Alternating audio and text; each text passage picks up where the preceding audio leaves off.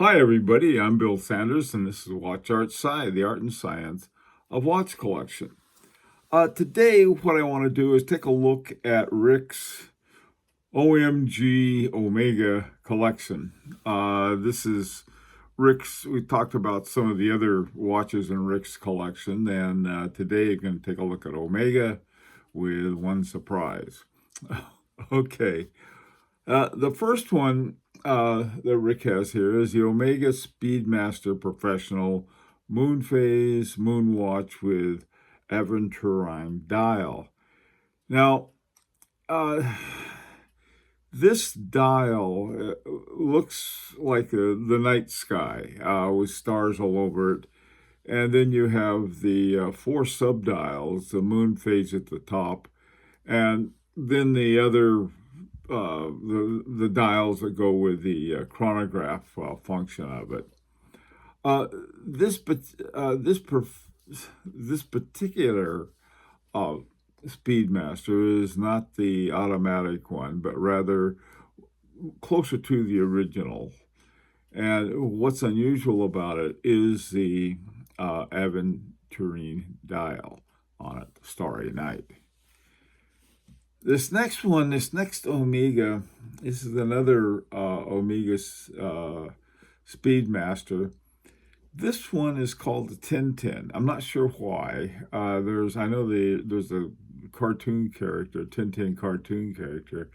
I don't know if it's related to this or not, but for some reason, Rick said that this one has more than doubled in price over the last 2 to 3 years.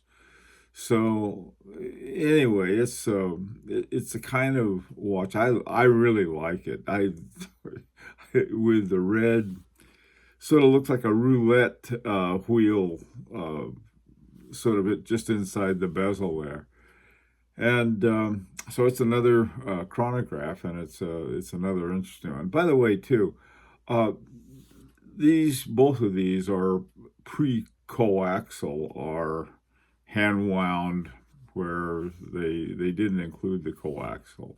I don't think they did anyway. Maybe they were. Maybe I'm wrong about that. I'll have to take a look. Um, Now this is a vintage Seamaster. For some reason, of the watches that Omega has, the Seamaster had always been somewhat of a favorite of mine. I really like it. I'm really not greatly into chronographs, but this one is really interesting. First of all, it's only got two subdials, which is less for me to handle. And it's a very clean watch. So anyway, it's an automatic, and it has on the outer bezel, it has a tachometer on it. So anyway, it's sort of a cool watch. Now, this next one is I like a great deal.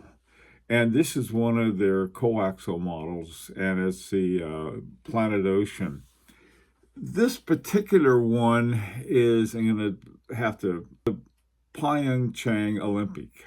Okay, this is when the Olympics were back in 2018. They made 2018 pieces like this for the 2018 Olympics. And it comes with both a steel bracelet as well as this rubber strap in the same colors, using the blue and the red. It's a very interesting watch. 2018 is, it's not, super rare, but it's a fairly limited edition. Very, very, very cool watch on that one. Okay, this next one is the Speedmaster Grace out of the moon. It has a ceramic case and what Rick called a very cool dial, and I agree.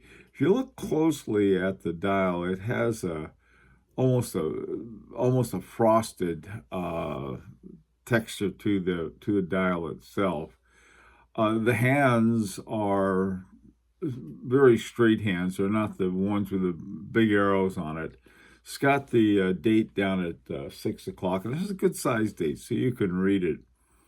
And it's a coaxial and a chronometer meaning that it's been through the COSC certification. So this is another real addition to Rick's Omega collection, another Speedmaster. All right, now this next watch is sort of a good friend of the Omegas. This is a Zenith El Primero A386 Revival. Now, there are only 28 like this particular. This was a special edition made for a watch club, or a special version for a watch club. This is a chronograph automatic with the El Primero movement in it, which combines both the chronograph as well as the regular movement. Here's something that I like, and that's the little date window down there around between 4 and 5 o'clock. I like it there. A lot of people hate it. Well, what can I say?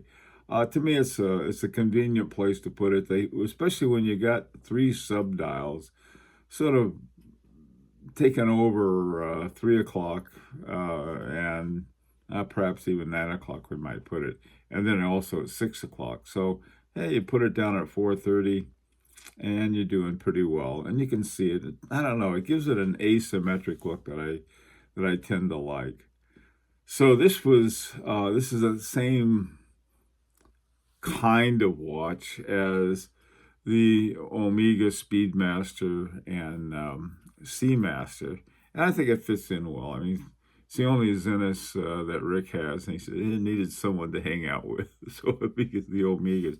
By the way, as Zenith, in honor of this lonely Zenith, I'm wearing my Zenith Elite GMT. This is an old one. This is from the 90s, and it's one of those watches that it just does everything right. So anyway, once again, I want to thank Rick for sharing this part of his collection. We'll be looking at more parts in the future. But so far, so good, Rick, and I want to thank him again. Like your opinions, any suggestions, maybe for something to add to the Omegas? What is it called? The DeVille. I like that. DeVille is sort of an interesting one for this, but I would hesitate to suggest it simply because Rick has so many other dress watches that would sort of go with this. I'm going to that are more of a style of a dress watch. There's another one. It's a travel watch. I'm trying to think of the name of it. That's one of the models that Omega has that Rick might like as well.